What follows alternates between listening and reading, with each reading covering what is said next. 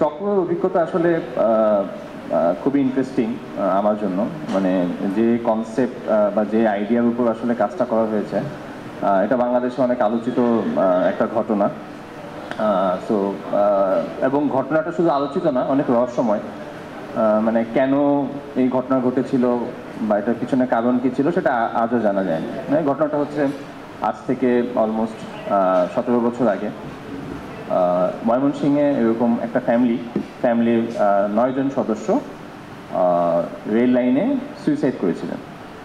স্ব ইচ্ছায়, তাদেরকে কেউ বাধ্য করেনি এই কাজটা করার জন্য, এবং তারা নিজে থেকেই আত্মহত্যা করেছিলেন।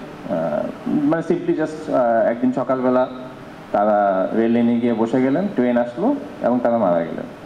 তো ব্যাপারটা যত সহজে আমি বললাম, এতটা তো সহজ না। এই ঘটনা ঘটার পর এটা নিয়ে অনেক আলোচনা হয়েছিল, কথাবার্তা হয়েছিল, এবং মানুষের ভেতর একটা আগ্রহ আছে আসলে কি এই এই অদ্ভুত ঘটনাটা আসলে কেন ঘটেছিল। তো আমি নিজেও যখন প্রথম এই ইনসিডেন্টের ব্যাপারে শুনি, তো অনেক আগে 2007-08 সালে, তো যখন ফার্স্ট শুনি তখনই আসলে আমাকে খুব স্ট্রাইক করেছিল ব্যাপারটা, মাথায় থেকে যায়। এবং যখন আমি আসলে প্রফেশনালি নির্মাণ শুরু করি, তখন আমার ইচ্ছা ছিল এইটা নিয়ে কিছু একটা করা। তো এই জায়গা থেকেই চক্র এসেছে। সো এইটা যে আদম পরিবার বলা হয়, যারা সুইসাইডটা করেছিল ওই পরিবারের নাম দেওয়া, তাদেরকে আদম পরিবার হিসাবে সবাই চিনে, মানে একটা নেম দেওয়া হয়েছে। মানে আসলে তাদের নাম আদম পরিবার না, এটা আসলে থাকে না, মিডিয়া থেকে আসলে দেওয়া হয়েছে নামটা।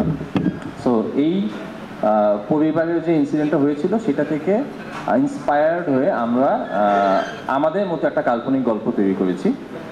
এবং আমরা আসলে এই কি ঘটেছিল এটা নিজেদের আমাদের পক্ষ থেকে একটা থিওরি দেওয়ার চেষ্টা করেছি, কি আসলে ব্যাপারগুলো এরকম হতে পারে। কারণ আসলে কি ঘটেছিল এটা কেউই জানে না, এবং এটা প্রমাণ করার আসলে এখন কোনো উপায় নেই। তো ওই জায়গা থেকে আমরা অডিয়েন্সদেরকে যেটা দেখাতে চাচ্ছি, কি আমাদের থিওরি বা আমাদের রিসার্চে যেটা উঠে আসছে, কি আসলে এই কারণে এই ঘটনাটা ঘটতে পারে। সো এছাড়াও এই মেকিংটা আমি এক জায়গায় বলেছিলাম, আমার ক্যারিয়ারের সবচেয়ে অদ্ভুত প্রজেক্ট হচ্ছে চক্র। মানে অদ্ভুত এই কারণে, বিকজ এত লম্বা টাইম আসলে কোনো প্রজেক্টের সাথে মানে আমি যুক্ত ছিলাম না। মানে এটা যখন প্ল্যানিং শুরু হয়েছিল, এটা অলমোস্ট আজ থেকে 2.5 বছর আগে এটা প্ল্যান শুরু হয়েছিল, বা এটা আমরা আলোচনা করেছিলাম, রাইট? সো 3 বছর, অলমোস্ট 3 বছর আগে। হ্যাঁ হ্যাঁ, অক্টোবর, সো 3 বছর আগে। সো এবং এটা মুক্তি পাচ্ছে আসলে 3 বছর পরে। তো মাঝখানে আসলে অনেক ঘটনা ঘটেছে।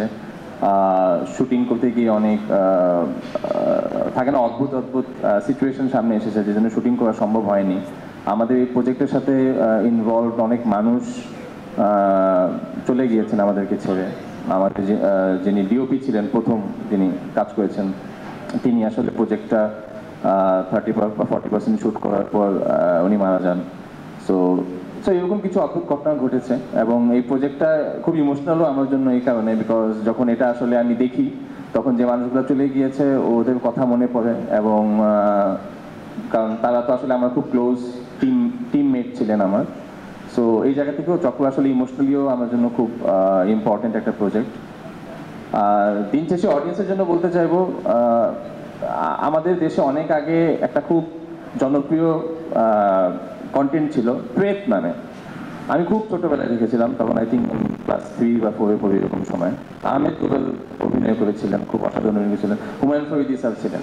সো ওই প্রেতটা কিন্তু মানুষ খুব পছন্দ করেছিল ওই সময় আর কি, এবং it was I think ahead of its time. So আমি বলতে চাই, ওই চক্র দেখে আসলে ওই ফিলটা আমার মনে হয় অডিয়েন্স আবারও পাবে, যে ফিলটা তারা আজ থেকে 22 বছর আগে বা 23 বছর আগে প্রেত দেখে পেয়েছিলেন। সো প্রেত অনেক বড় একটা ইন্সপিরেশন ছিল আমার জন্য চক্র বানানোর সময়। সো আই হোপ আমরা সবাই অনেক কষ্ট করে কাজটা করেছি, আপনাদের ভালো লাগবে। Thank you. অনেক অনেক